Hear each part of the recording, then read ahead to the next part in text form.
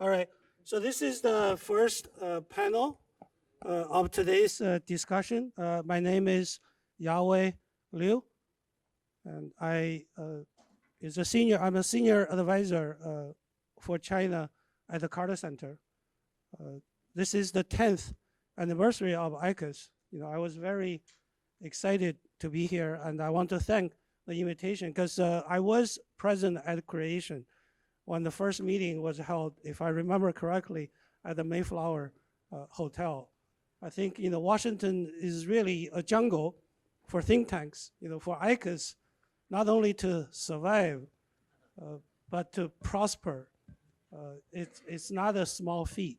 So thanks for Wu Laoshi and Dr. Hong Nong. So if not an adult of think tank, at least it's a teenager, right? It started as a toddler. And so I want to congratulate ICAS for really making it and prosper here in Washington. This is not an easy environment for any think tank to survive, let alone a think tank with some very deep ties with China and with the Chinese government. All right, so we have our panelists here. Their bio is in the program, so I'm not going to spend any minute introducing them, other than to have one sentence. Dr. Michael Swaine, he's a senior fellow at Quincy Institute, which is a younger think tank. It's younger than ICAS. Right, and it shows. Whether Quincy is going to survive, we'll see, right? Oh no. It will survive. Right, and then the second is Dr. Tiejun from Beida. He's the president of IISS, right?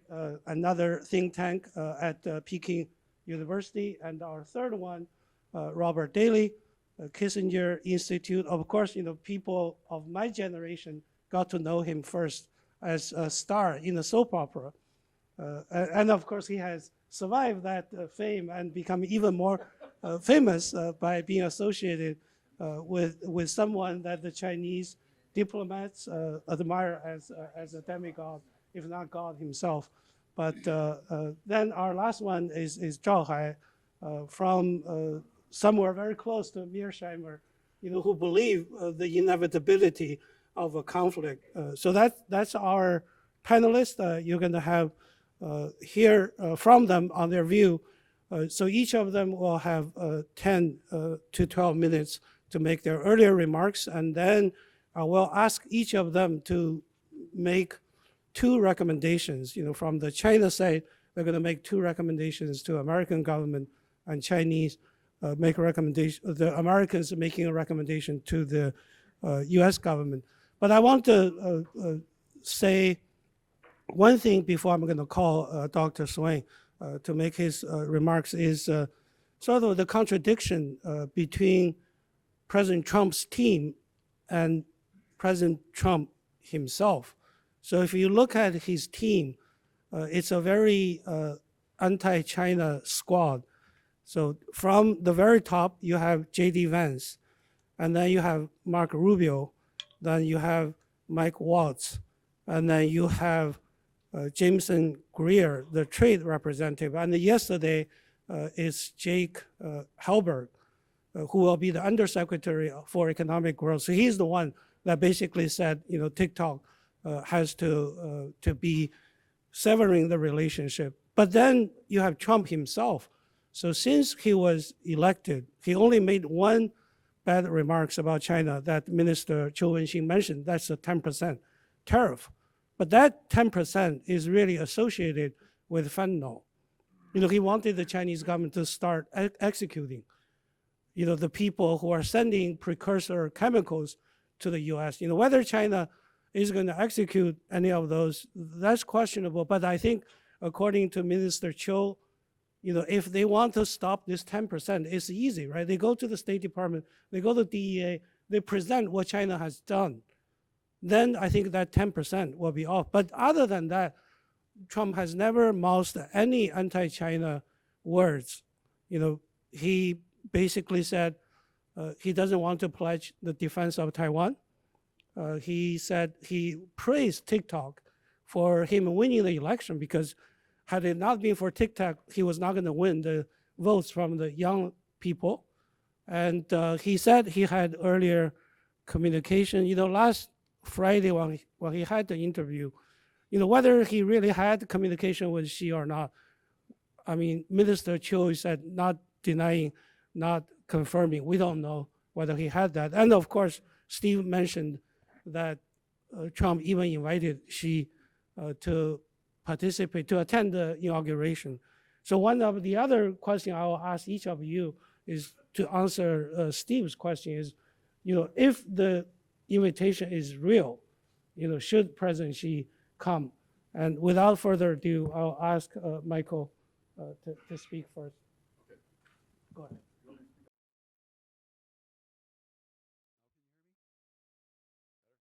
Thank you. Well, thank you very much. It's a pleasure to be here again at the ICAS conference, the 10th anniversary. Time does fly. Yawei has asked me to address what I would like to see the PRC government do to improve the relationship looking forward. But let me begin by setting the stage as I see it in terms of the overall arc of U.S. China relations and what seems to be most influencing it. Overall, I think the primary threat, if you want to call it a threat to U.S. and to global interests, derives, in my view, not necessarily from one power or the other, not from Beijing or not from the United States per se, but from the deeply negative and perhaps worsening nature of the U.S. and China interaction, in which each side, worst cases, the motives and intentions of the other, ignores largely how they themselves contribute to this spiral, and one-sidedly stresses deterrence over reassurance in many policy spheres, especially regarding problems like Taiwan, an attitude which can lead to a crisis and conflict. Now, this interactive dynamic, as I see it, is driven by two sets of largely zero-sum views. In the U.S., it's what I would regard as the quixotic belief that the U.S. still retains Cold War level dominance, or absolutely needs such dominance, or sole U.S. leadership to sustain an acceptable global order. In fact, the conditions for this dominance are disappearing, and there is no effort, as I can see it, in the U.S. to define a shared structure of leadership for the future with China or with other countries. But the stress in dealing with China is largely on keeping talking. When I talk to U.S. officials about what they hope to achieve in their interactions with the Chinese, what kind of substantive, what used to be called deliverables, but substantive gains, agreements, they generally demur. They'll generally say, that's not what we're doing. We're not seeking that sort of thing. What we're seeking is avoiding misunderstanding. We want to keep those lines of communication open. We want to make sure we don't stumble into conflict. We want to make sure the Chinese know exactly what we're doing, what we think. To me, that's a woefully inadequate objective for U.S. policy. In China, it's almost as bad, if not worse. There is what I think is an apparent belief that the U.S. is in decline, is in systemic structural decline, and that this decline benefits China. And more importantly, a belief that the U.S. is committed to undermining China's development and collapsing, ultimately, the CCP regime. This belief, which I think is quite strong in many parts of China, drives Beijing more toward seeking dominance itself, or seeking greater leverage at the very least, and undermining the U.S. in that process. So in short, this interactive dynamic inclines both sides to ever greater levels of suspicion and zero-sum thinking, and increases risk-taking on both sides, making crises, in my view, more dangerous, more likely. This dynamic constitutes the main threat we face today, as I said, In this environment, the incentives for continued peace and prosperity through a stable form of mutually beneficial and peaceful coexistence, as Minister Cho has said, among the two sides, this kind of objective, really the need for it exceeds any possible incentives for engaging in zero-sum military, political, and economic rivalry and a sharp, open-ended competition for dominance and control. The incentives for doing that are much less than they are for trying to achieve some kind of understanding between the two sides. So given this general context then, what should China be doing? As I said, Yawei's asked me to basically focus on the Chinese side. First, I would say that I believe that China should not overreact to Trump's posturing and possible threats, or his promises of what he will achieve in relations with China. Trump speaks and acts for effect, often moving in contradictory directions, responding to what he thinks will make him look good or please his base, or what he sees as challenges from others to, frankly, putting it to his manhood.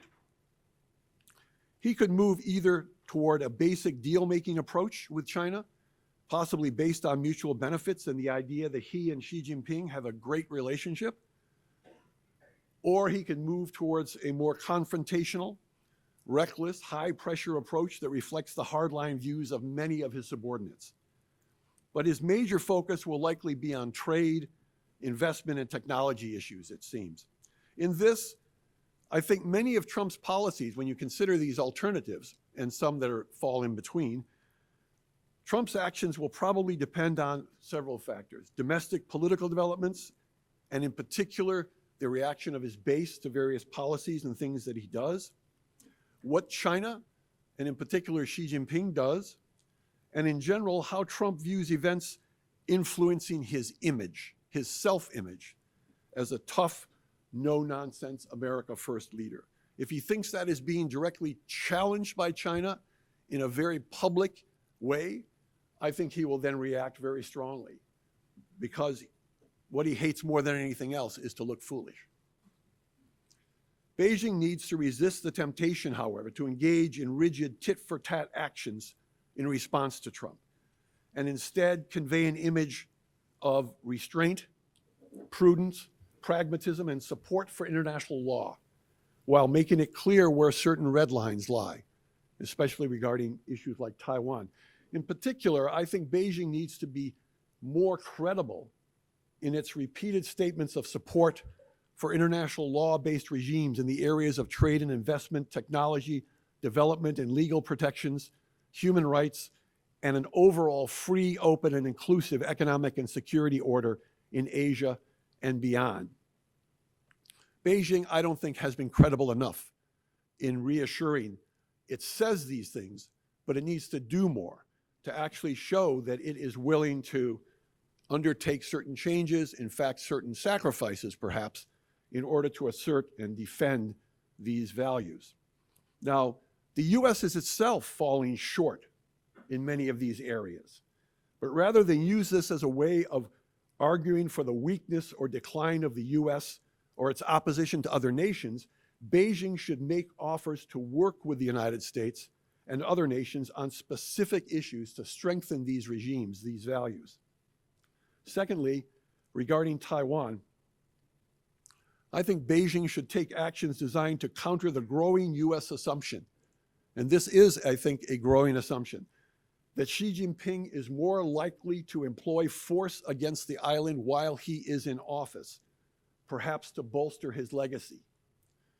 But Beijing also needs to convey the notion that Taiwan is indeed a war or peace issue for China, while also acting to reduce the chances of that conflict.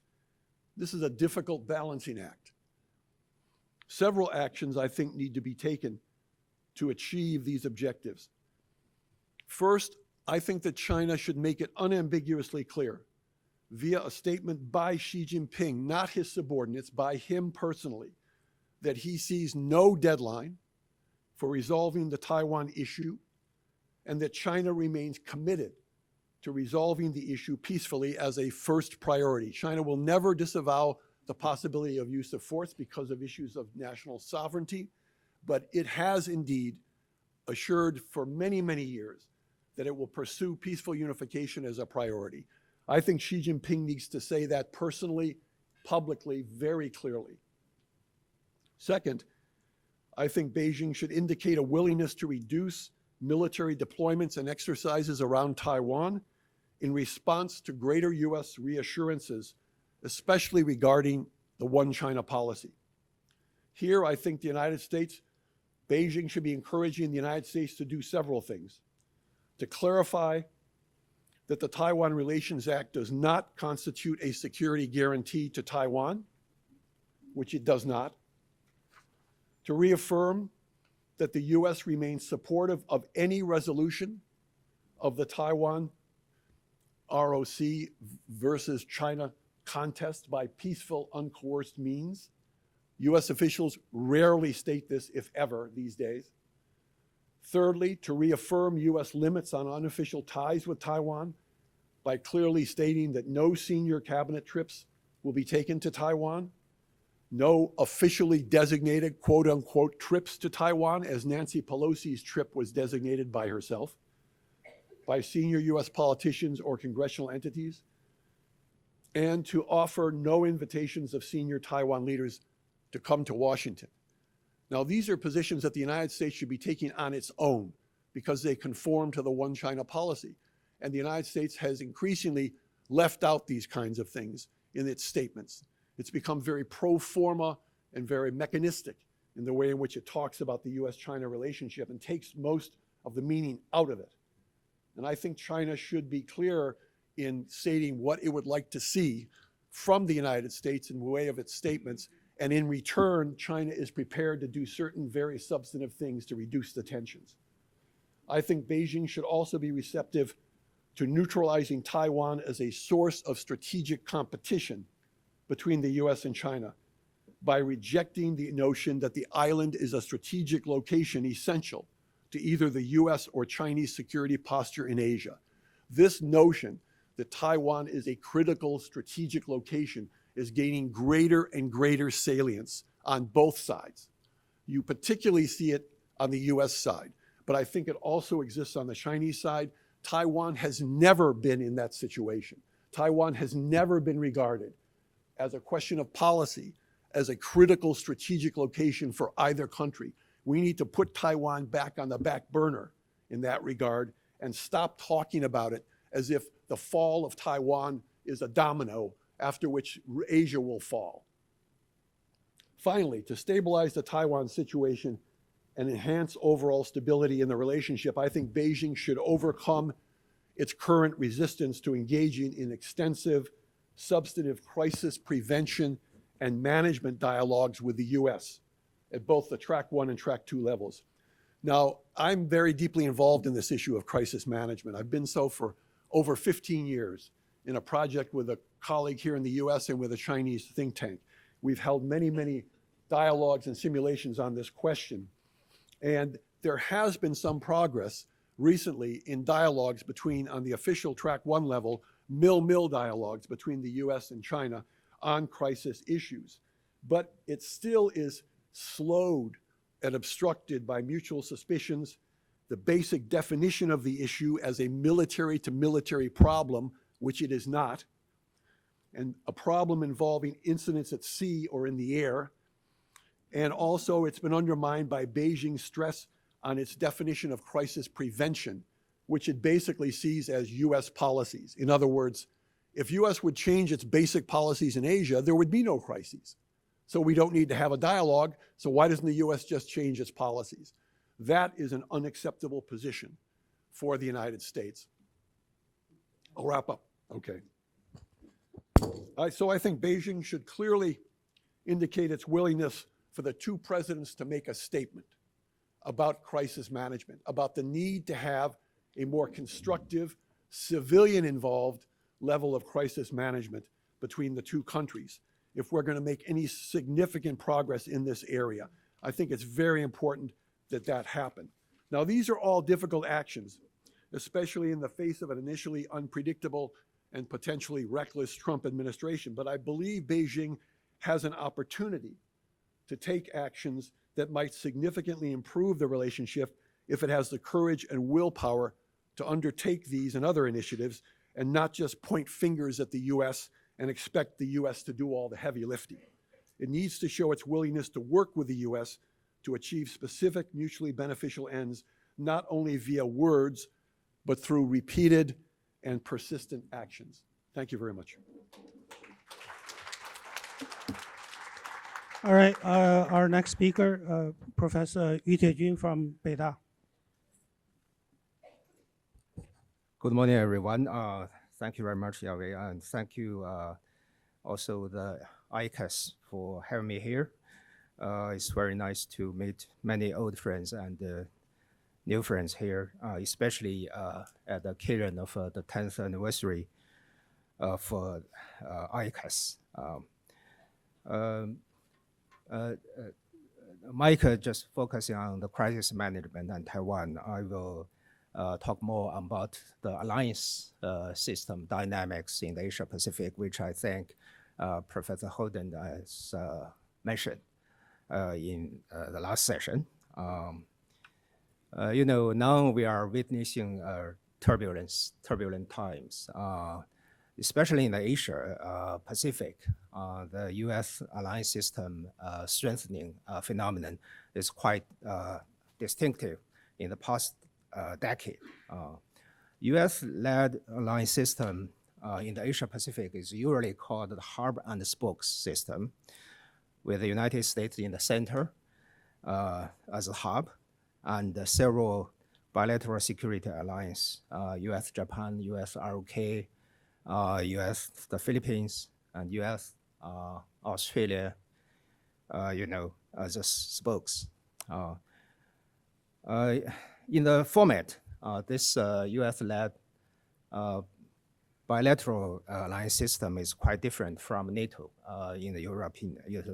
NATO is a multilateral security alliance. And after the Second World War, and the spokes and the hub and spokes alliance system provided the linchpins for American military deployment, forward presence in Asia Pacific, and it has played a pivotal, instrument for the United States during the Cold War, and it mainly targeted on the Soviet Union and the Eastern Bloc during the Cold War. But with the collapse of the Soviet Union in 1991, this alliance system witnessed a kind of drifting during about 2 decades. But gradually, it's targeting on China, especially in the past 10 years. Starting from the Trump, the first term of the Trump administration, China-U.S. relations entered a new phase we call the strategic competition or rivalry, defined by Trump's administration, the first one, the new national security strategy. It numbers China as the first strategic challenge of the United States. And the United States mobilized all governmental and all process competition with China. So because of Trump, his personal, leadership style, the alliance system in his first terms, he threatened to end the alliance system if the U.S. alliance didn't provide enough defense budget, that, which made American alliance quite uneasy, and the alliances seems to be unstable. But in his later years, under the Trump administration, the first term, the alliance system, I think, got stabilized. Just think about, Abe administration of Japan. Abe was among the most, who can deal with Trump the best among the Western countries, leaders. So that's the later years of Trump, the first administration. But the alliance system strengthening, I think, is one of the major achievement of the Biden administration. Biden emphasized the alliance system very much. Just think about Secretary Blinken's China strategy policy. It's investment on the American domestically infrastructure. Secondly, is strengthening the alliance system of the United States. And third, to compete with China. It seems to me quite similar to the Nixon administration. So in the late 1960s and 1970s, that's the three pillars of American strategy toward China. So under the Biden administration, we can say it's quite different from Trump the first administration. I think the direction of Biden's China strategy is quite similar to Trump the first. But its alliance system is more policy strategy is more sophisticated and systematic. During the Biden administration, the U.S.-Japan alliance, its scope has been enlarged to include the ICT, economic security, the improves the operational system, the commanding system, the strengthening of the U.S.-Japan alliance. And also we can say Japan play a more active role in the U.S.-Japan alliance framework by declaring as three national security documents. The U.S.-ROK alliance also got strengthened, but what happened in recent days, President Yoon in South Korea. But the bilateral system, the U.S. ROK's alliance has been strengthened, and especially the closeness of the rapprochement between Japan and ROK after the Camp David conference, the communique declared last year, August. So, and we also, since the AUKUS formed in 2021, and the elevations of the Quad from the military exercise to the ministry level and then to the summit meeting. And the U.S.-Philippines alliance also strengthened. So we can say in the past 10 years, especially under the Biden administration, the hubs and the spokes bilateral military system, alliance system, has been enlarged and strengthened. The scope for alliance cooperation has enlarged, and degree of military cooperation has been improved, and also it become to be more multilateralized between not only U.S., Japan, such like the bilateral one, but also the strengthening of between the spokes. So this hub and spoke system is, it seems to me, become more networked alliance system in the past decade. With the strengthening of the alliance system led by the United States, naturally, understandably, looks worrisome and ominous to China. So essentially, alliance is exclusive. It must be targeting on someone, even though the alliance system, the allies, they would not declare or implicitly or unimplicitly the target. So China's criticized the strengthening of the bilateral alliance system. The spoke called it a kind of a reflection of Cold War mentality. And China absolutely oppose the Asianization of NATO, which means the expansion of NATO to the Asia Pacific, and also the Asian version of NATO, which implies the multilateralization of the US-led bilateral alliance system. So how to do China's response? I think China's response, especially in recent years, towards the alliance system is quite in a holistic way. Mike has just mentioned, China has talked a lot. We put forward, the global security initiatives and the 3 initiatives. And I think it looks quite abstract, but it's not only words. It also got into practice. If you look at the global security initiatives, Minister Xu has mentioned China, focusing on China-U.S. relations. That was the most important aspect of Chinese foreign policy, obviously. And also, besides of, we focusing on that, the major country relations, major country relations in Chinese foreign policy. That's the first tier. And it's the most important part, I think, in Chinese global security initiative also.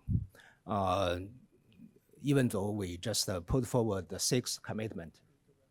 Okay, that's China's response. So China has shown a kind of, if you noted, China has shown a very accommodating postures toward Japan, ROK, India, and of course want to stabilize the bilateral relations with the United States. To conclude, what is the most lacking things? I think the most lacking things now is the trust and the confidence. The summit meetings, they talk about, American side talk about the 5 nodes or 7 nodes, and China also emphasized the 3 principles at every occasion. But there seems to be no confidence.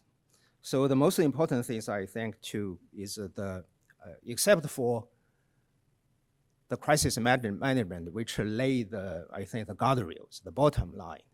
But we also need the confidence building measure, the CBMF, to accumulate the goodwill and confidence between these 2 countries. This confidence has been destroyed quite a lot in the past decade. And I think we need a lot of time to restore it. So just do something this way. That's what I want to say. If China and the United States have to, or can not avoid the competition, let's have a fair competition, and also to conduct a kind of, co-evolution emphasized by Dr. Kissinger. So, thank you so much. Thank you. Robert?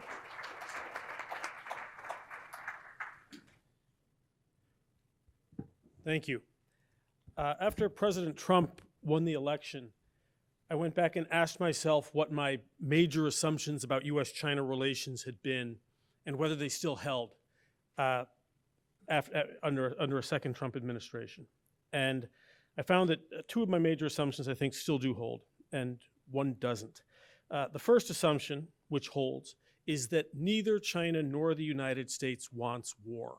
We have to keep this always foremost in mind. Neither side wants war. There are some in China, reportedly even at very high levels, who think the United States has been trying to goad China into war. That is not true. There are a growing number of people here in Washington who refer to China as an existential threat. That is not accurate.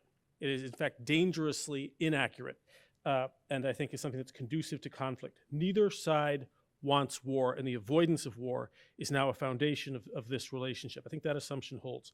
My second assumption is that United States-China competition, rivalry, whatever term you prefer, is actually going to be with us for a long time, probably for a matter of decades.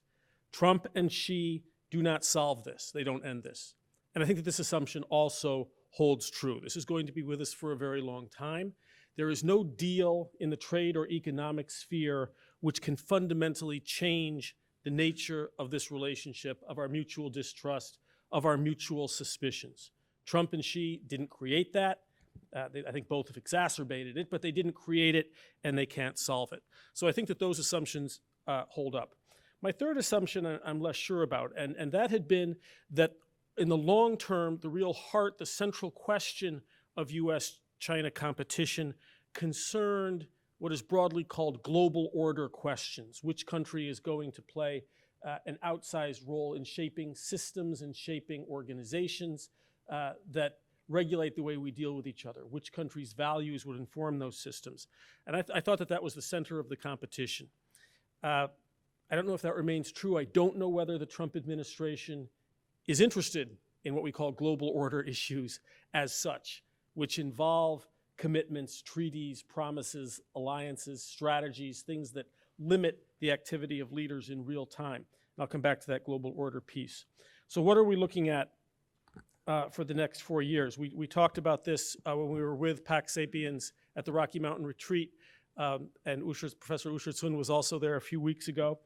I think that what we're going to see over the next few years is an ongoing mutual process of acclimatization to rivalry. So we're looking for acclimatization to rivalry, not alleviation of it. And by acclimatization, I mean the slow, often forced discovery of new mechanisms, new understandings that allow us to maintain peace, which we both want. And certainly a piece of this must be strategic stability talks and talks about crisis prevention management, as Michael Swaine has mentioned. When I say that this is a process of acclimatization or settling into rivalry, I don't mean that it will be comfortable or easy or natural. It's going to be uncertain, dangerous, and protracted. I think that that will be the broad theme. That'll be what we see over the next 4 years. Under the first Trump administration, U.S. China relations was, we saw heightened rivalry. I don't think we found bottom yet, but I also think that we're going to discover ourselves out of strategic necessity, acclimatizing to rivalry and beginning to work with each other. I'd like to look in a little bit more detail at the American side and what I think our Chinese colleagues should be looking for. I do not like alliteration in presentations, but sometimes it happens by accident. I see consensus, confusion, and constraints. First, consensus on the United States, and this has been talked about a lot.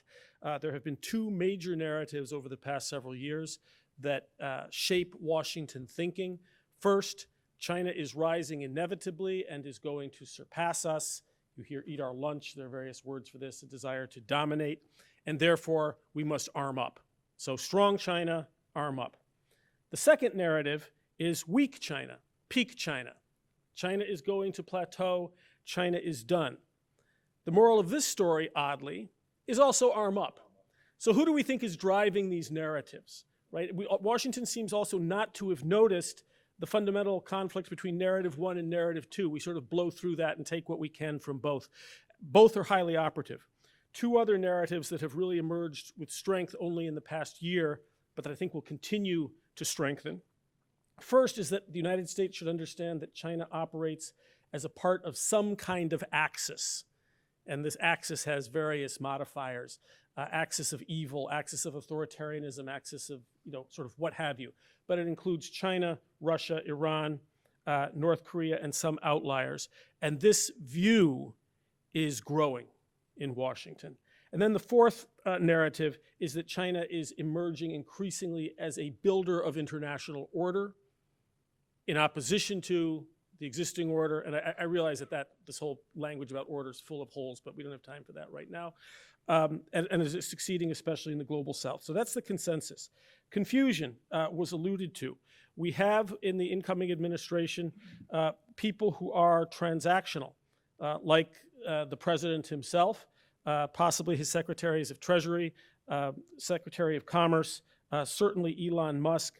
But there are also a number of American primacists in the old mode who are going to be coming into the administration, most of whom have long established records as China hawks, and many of those instincts are in opposition with the more isolationist MAGA crowd. And this will be a cause for much confusion, exacerbated by, and Mike alluded to this, but I wanted to emphasize it, a lack of theory about American power and the limits on American power. We see this almost nowhere in the incoming administration, and I have spoken with members of the first Trump administration who were in the National Security Council about this, and they've said that my instincts were correct. They have affirmed this. And that is that even though the instincts are toward isolationism and away from global involvement, there is also an unexamined assumption that if America chooses to act globally, it still strides the world like a colossus, a la, I don't know, 47, 93, whatever it is. So there's a theory, implicit, unexamined theory of American strength, but there's no theory of limitations on that strength. And I regard those limitations as factual and therefore something that the administration is going to crash into. So this will be a cause for confusion and major source of uncertainty. Constraints on this administration, and we have confusion. The constraints that the Trump administration will face over time are going to be, I think, on balance, normalizing forces for the Trump administration. They will be a source of frustration, especially in the early part of the administration, but ultimately normalizing, because President Trump is in fact constrained by American law and by an American Congress, which, while now dominated by Republicans, is still extremely jealous of the prerogatives of the legislative branch and can be expected to defend those. He is constrained by budgets. He is constrained by facts and dynamics that are going to shape his choices, whether he likes it or not. Facts being things like, yes, in fact, Americans pay the cost of tariffs. Doesn't matter how many times you say foreign countries pay them, they simply don't. He will be, of course, constrained temporally. He only has 24 hours in a day and about 2 years in which he can be maximally effective. He will be constrained, despite what seems to be a disinterest in this, by the opinions and the actions of allies, who we must have on side if we are to achieve any of the stated goals of this administration.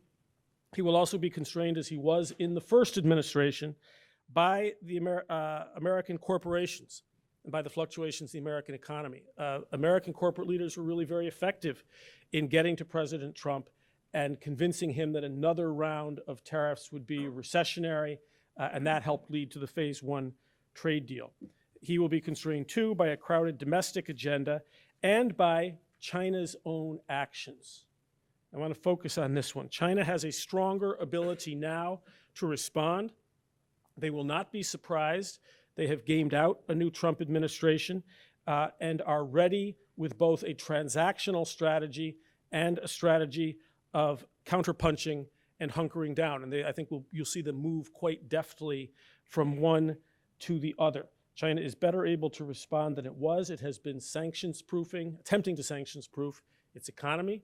Far from sufficient, but they are ready for that. They are also convinced that if in a new trade war this becomes a competition of privation, they win hands down and quite readily there. And China also has been developing additional markets internationally and making gains in the global order, and the Trump administration will have to respond to these. And then again, I know I just said it, but this idea of limited American power, I was struck in reading the Pottinger-Gallagher piece that many of you read, that the unstated assumption of their win, don't manage competition is that American stability, American strength somehow holds, that America can be assumed, and that China is the somehow passive recipient of American action. While I agree with some of the things in their article, none of those things is true. And it's I think, a major oversight on our part. And then to close, just two things. First, I've been speaking about American constraints and American confusion. The Chinese government also has a consensus, which Mike has described. It too is confused in my view, and it too faces a great many constraints. I don't mean, in focusing on the Trump administration, to buy in to the Chinese view that China, is somehow geopolitically innocent, while the United States alone, which is very mean and self-interested, has agency and is at fault for all of these things. I don't mean to be buying in to that. This is not Trump 2.0. This is Trump-Xi 2.0. and both are actors, very importantly. You asked for recommendations. 2 very quickly. 1 minute. Hold those. I'm not at my 12. You gave me 12. See, it's 33 seconds. All right, I'll come back to them. Thank you.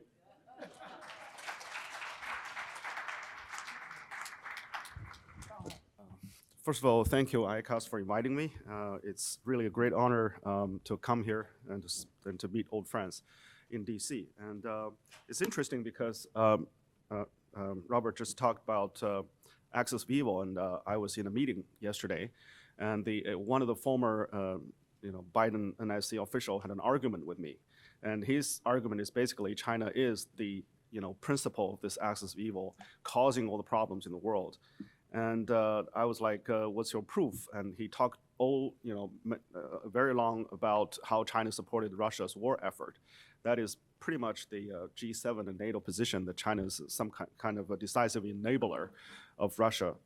But then towards North Korea and Iran, he has a much weaker argument. So anyway, long story short, I think that's reflective of the current problem why China and the United States can't get along, because we have really a divisive understanding, or very different understanding of the facts. But the problems today in our Twitter and TikTok world, there's no fact. There's only narratives. And it's very hard to draw to the conclusion, as Councillor Chiu asked about China and the US sitting side by side and check the facts and say, okay, we agree upon the same set of facts. That is very difficult to do. So. But then on the other hand, I think it's very interesting because that's also created an opportunity. If we can create a common narrative instead of common facts, maybe we can reach a temporary agreement, some kind of a deal, just like Trump is talking about. So today, even though I came in with very pessimistic sort of prediction of future China-US relations, but I want to present some sort of a positive case where we can start with, at least to build upon that and to think about whether or not there's a possibility of reaching a deal between the Trump 2.0 or China Trump or Xi Trump 2.0. So first of all, my understanding has always been based upon that, based upon this bilateral relationship on top of China-US domestic situation. Our policy towards the other is always a deep reflection of our own problems and our own development trajectory. So at this particular stage, 2 months ago, I was here in this country touring the southern states. And back then I realized that Trump may have an opportunity to win, and actually he won.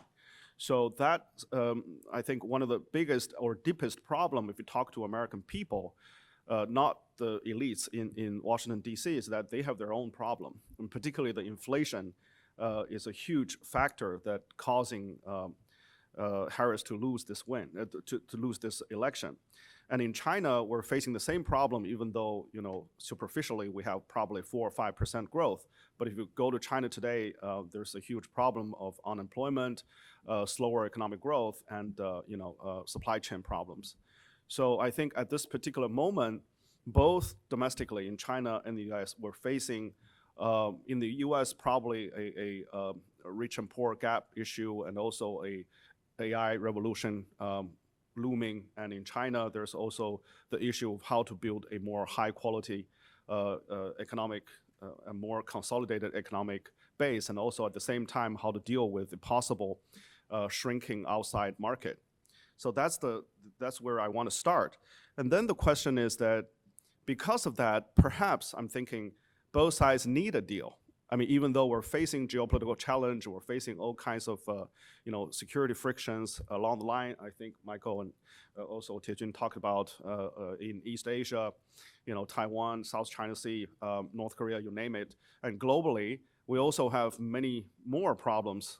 When I talk to American government officials and think tank people, they always say that they want to focus on China, but on daily operations, they are dragged towards other problems, like what happened in the Middle East, or what's happening in European continent, and the Ukraine problem.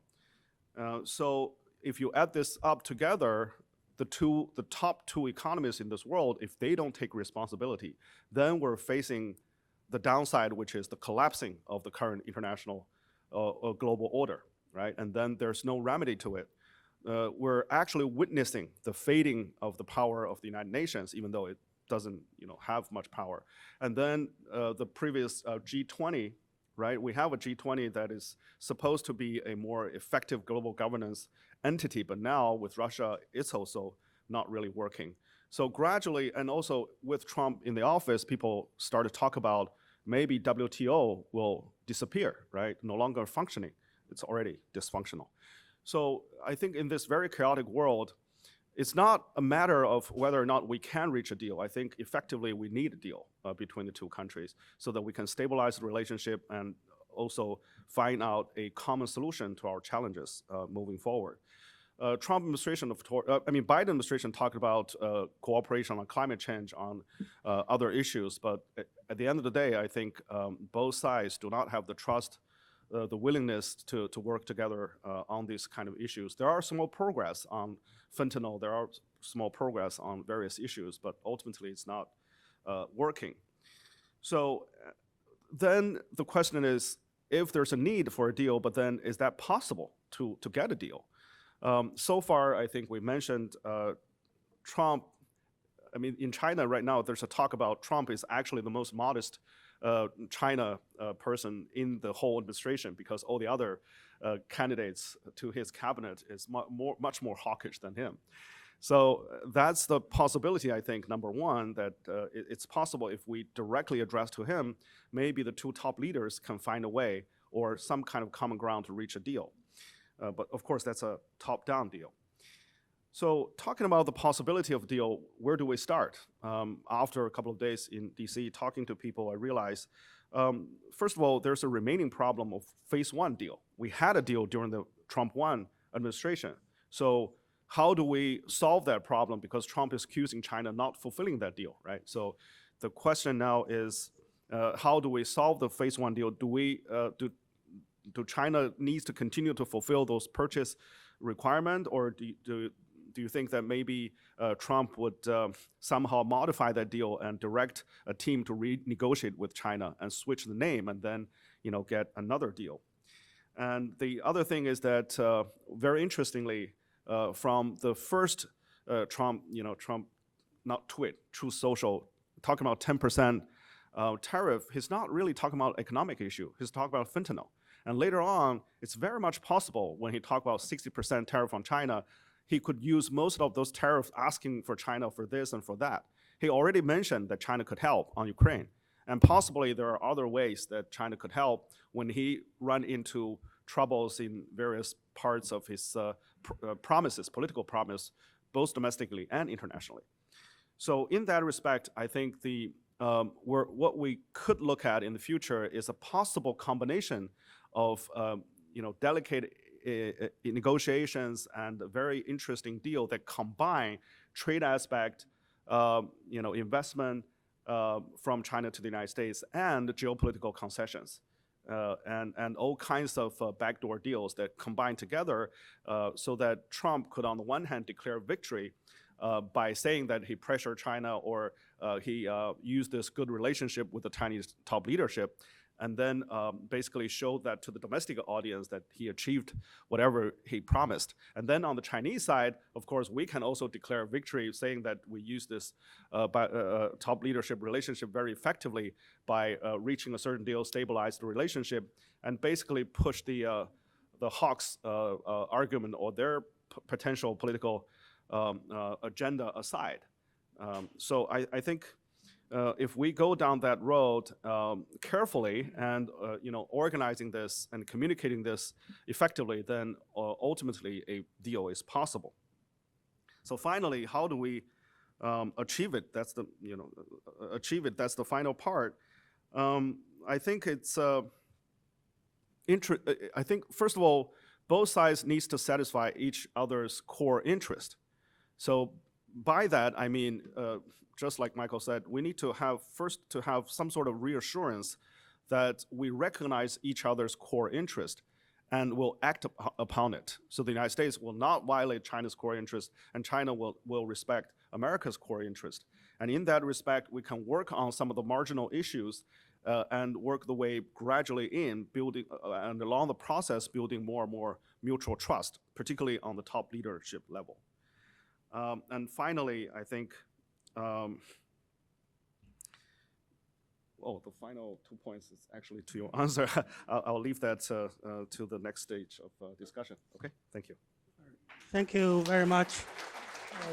So now, as I told them, we come to the second part, which is everyone is going to make a recommendation. I think, Michael, you already made your recommendation. All right, so we're going to go to Professor Yu.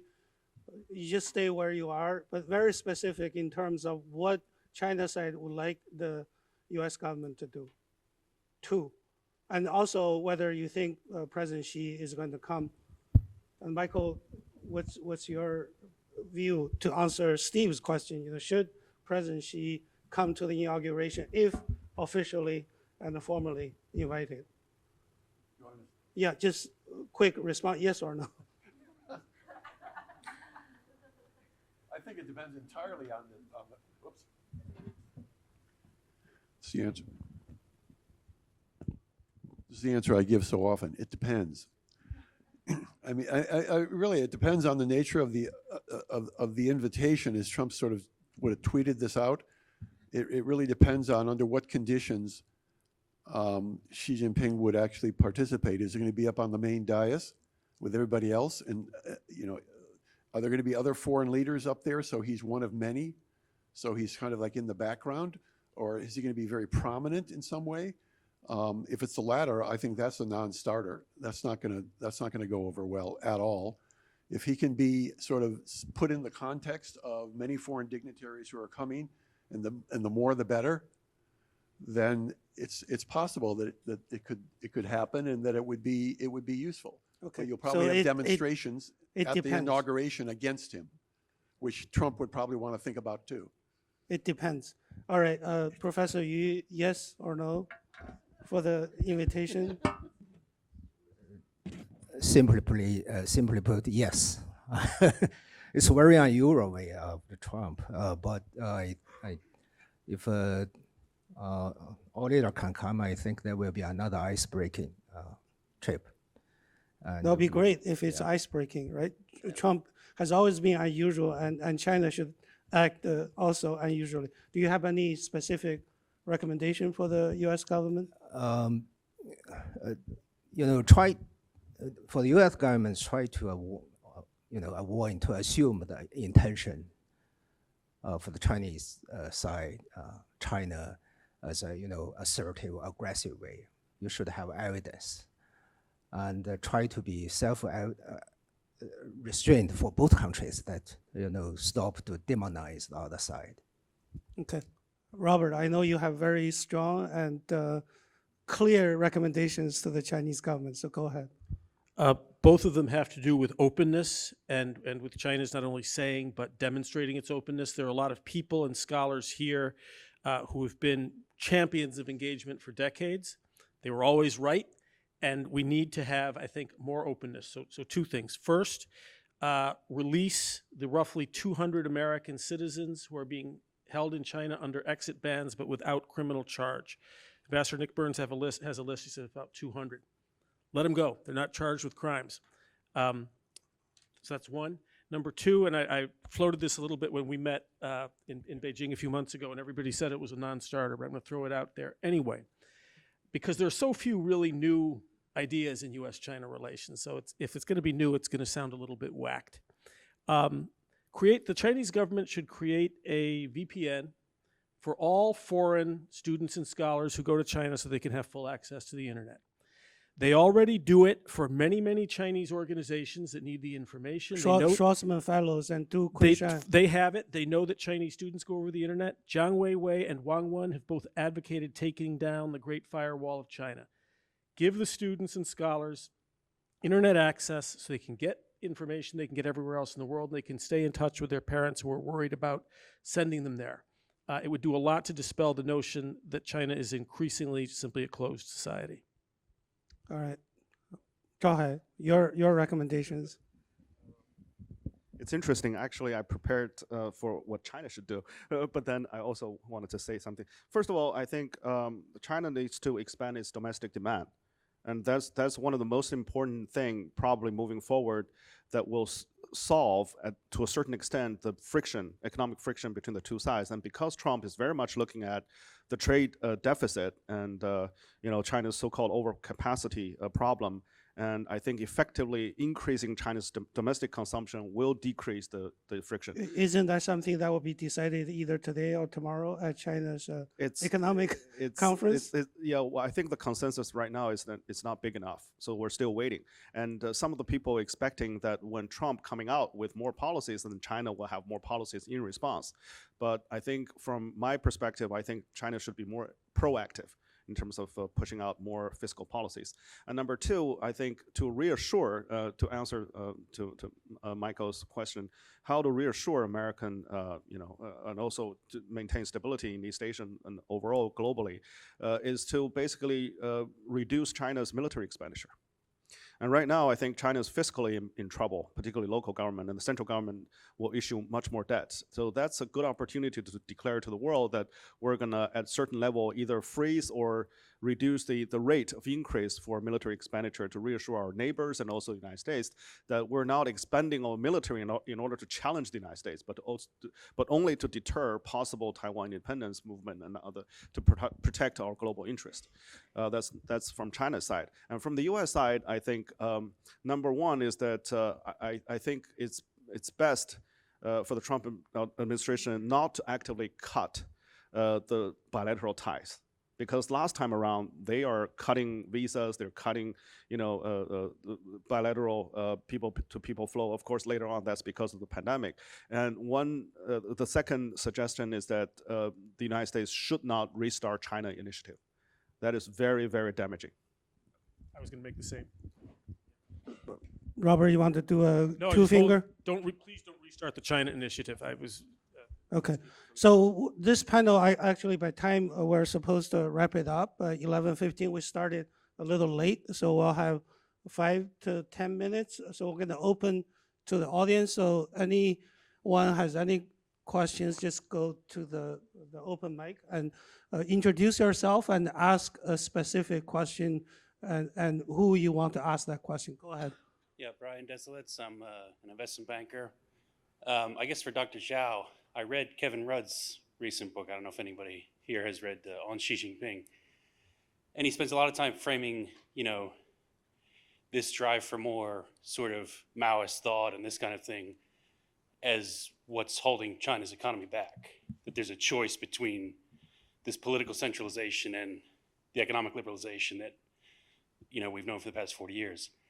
I'd love to hear your thoughts. I mean, I have my own doubts reading the book that there have been a lot of crises.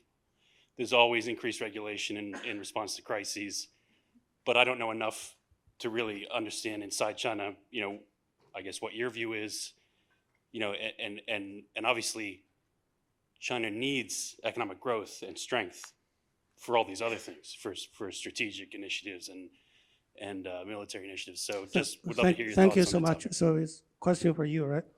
Yeah. Do you want me to answer or do you want to collect all the questions? Go ahead.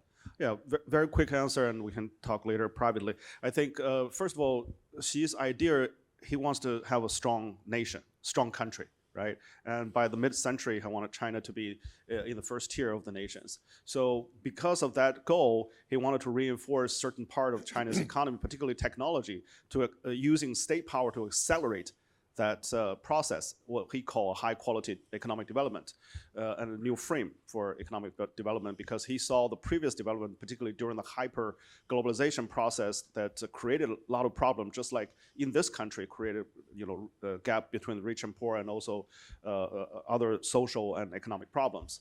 But however, I think many realized that later on that he's pushing or allocating resources more concentrated on the state's hands is actually diminishing the market and also private sector. So now I think particularly this year, there will be a major sort of switch back towards more focus on releasing the market force and also encouraging private economies to boom so that China's economy could be more balanced instead of during the pandemic years, and particularly during the confrontation between China and the United States, making the economy more state-led.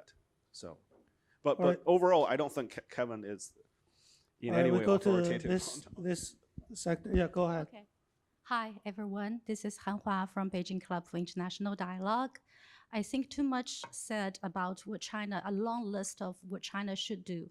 I think my humble feedback would be that the focus should not be on what China should do or a little less talk about what the United States should do, but more about how these two largest economies should present in the context of this disinformation or misinformation of the Western media narrative. For example, the anti-secession law on Taiwan is actually not about how to forcefully take Taiwan or to be united with Taiwan by using the force, but more about using the peaceful approaches to unite Taiwan from the Chinese government. But unfortunately, given the shaping of the narrative by the Western media, it's more like, there are only 3 clauses of the 3 conditions that which will be, unfortunately, by the central government to take Taiwan by force. So this kind of, shaping narrative can be done by both United States and China, in my humble opinion. That's a comment. Which one needs to. One more question regarding, to give feedback towards what Zhao has talked about, how to reduce or freeze the military expansion. But actually, in fact, the military expansion from Chinese government has been freezing, but it is also about communication and narrative. I think we should talk more about how to expand the domestic GDP into the education, into the employment, into the more job opportunity creation, rather than talking about the military Thank you very much reduction. for your comment. Thank you. So we go to this side, Bob, our former president of U.S. China Business Council.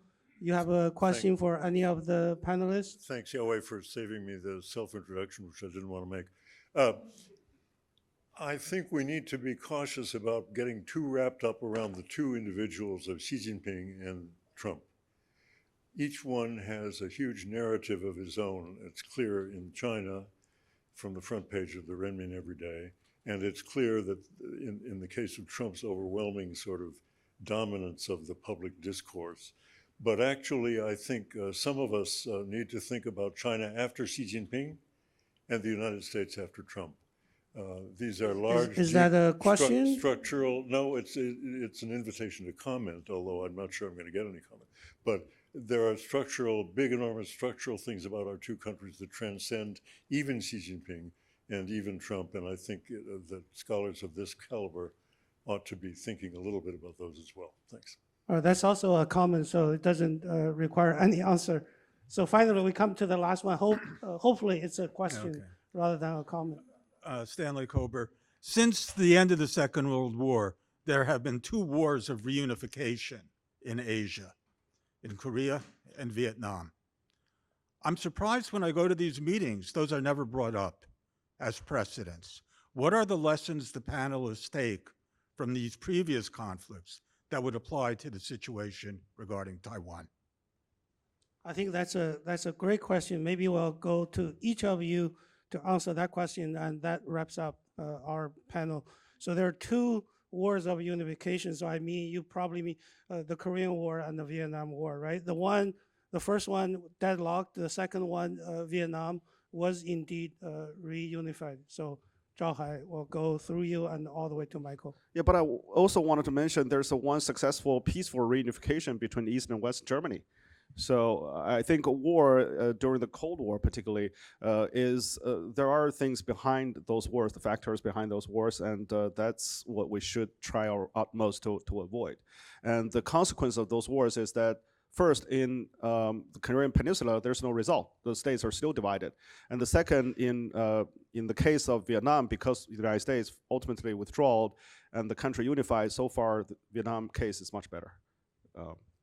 I wouldn't characterize them primarily as wars of unification. I would characterize them as civil wars. China had a civil war. The communists won. We all know the rest of the history. So I think that I'm not sure how many lessons that holds for us now, except that we want to avoid war. But the civil war that caused the international intervention. So if you use that analogy, then China would say Taiwan and China is the continuation of the civil war, and in that case, U.S. should not intervene. Sure, How are you going to respond? They to do that? say that, but they still won the Civil War. Right.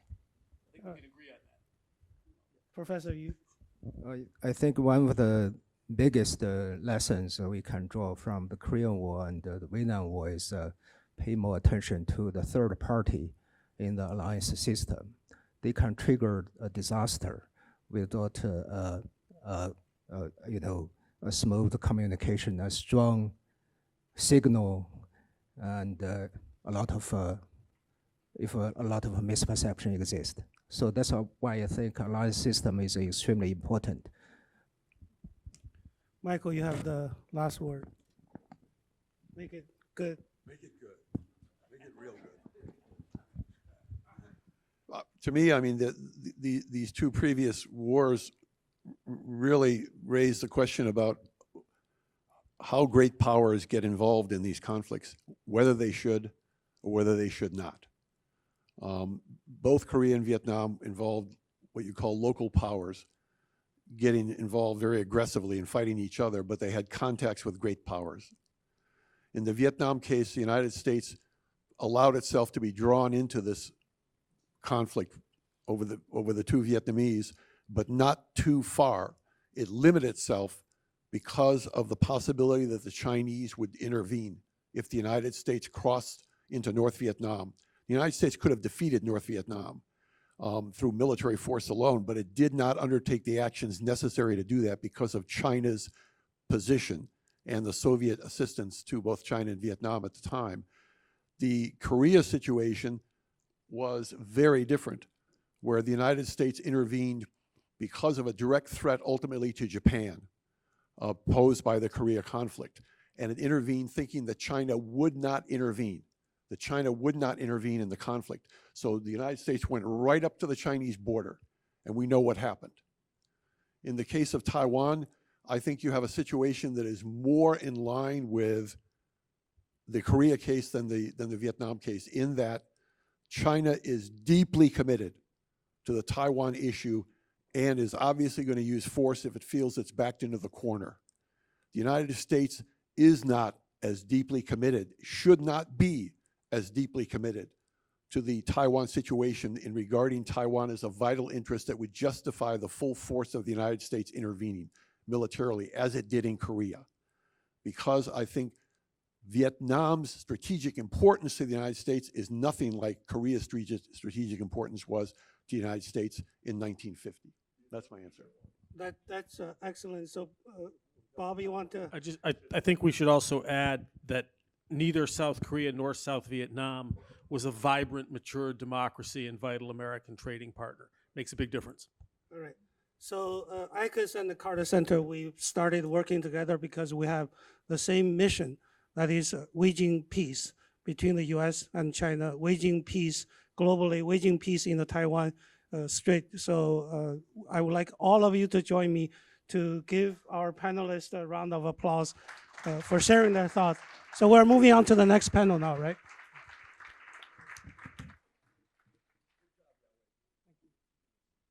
Thank you, Dr. Liu, as well. So we're going to take a 10-minute break before we proceed to the second panel, in which we're going to talk about science and technology, which is equivalent important issue, which is going to be chaired by my colleague, Mr. Saragupta. So let's reconvene in 10 minutes.